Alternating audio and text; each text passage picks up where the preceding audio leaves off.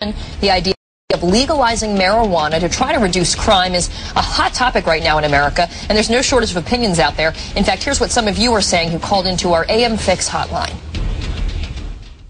It hasn't been legalized yet, and I think it could be a big boost to our economy and possibly save our economy. I, as well as other cancer patients, sometimes have to use a drug called Marinol, which is artificial marijuana, the THC.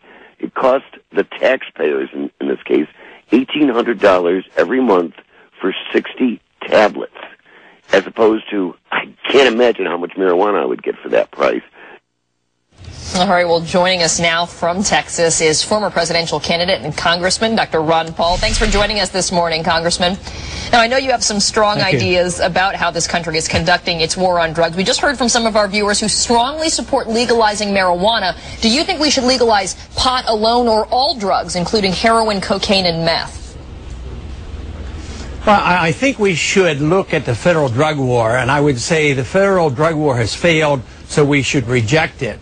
When I talk about changing the law, I want to go back to the constitutional approach to a problem like this, and that is through the states. Up until 1937, there wasn't even a law against marijuana, and at that time they just passed a law to tax it. So we've had an experience in this country where we didn't have all these laws, but it was regulated by the states. Alcohol is legalized by the federal government, but it's regulated, by state laws. So I'm thinking more of an approach like that. But what upsets me so much is when the state tries to exert its authority over marijuana, like in California, they'll pass a law and say that sick people can use it.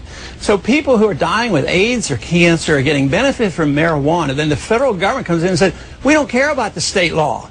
And they just override and they put people into prison for this. We have now over 500,000 people in prison that never committed a violent crime for drug use. And there are mandatory jail sentences under these conditions. This makes no sense. It's so expensive and it hasn't achieved anything. So let me just get your position on this, though. You think the federal government should just stay out of trying to legalize all drugs, and that's not just marijuana, but all drugs?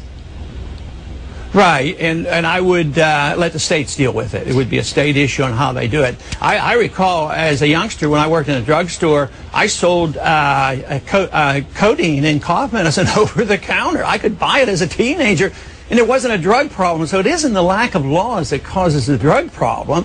I mean, the real drug problem and disaster in this country is alcohol and nicotine. That's what's killing people. So we're dealing with the minutia, but we're creating a monstrous legal problem costing hundreds of billions of dollars and putting people in prison that should be treated as sick people. They shouldn't be treated as criminals. We treat alcoholics. What if we put all our alcoholics in prison?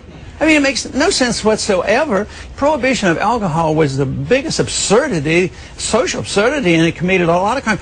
Back then, it was the borders between the United States and Canada. That's where the alcohol was coming in, from Canada back there in Prohibition. Now it's Mexico. But the problems we have is because the price of these drugs is about 1,000 times greater than it would be. Actually, some of this stuff is useless if it's just allowed to be out in the open.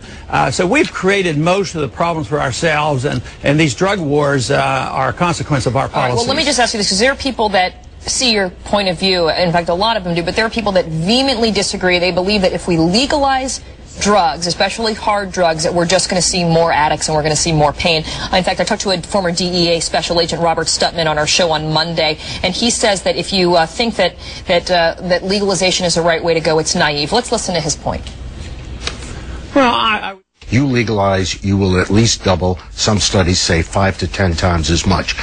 You give drugs to kids, they'll use them, period. Anybody that thinks that's not true has never met a kid or a drug addict. Congressman, what about the position that we'll just be creating more addicts by making it easier for kids to get? Well, I would compare the statistics of how many people were using marijuana before 1937 and what kind of problems we've had.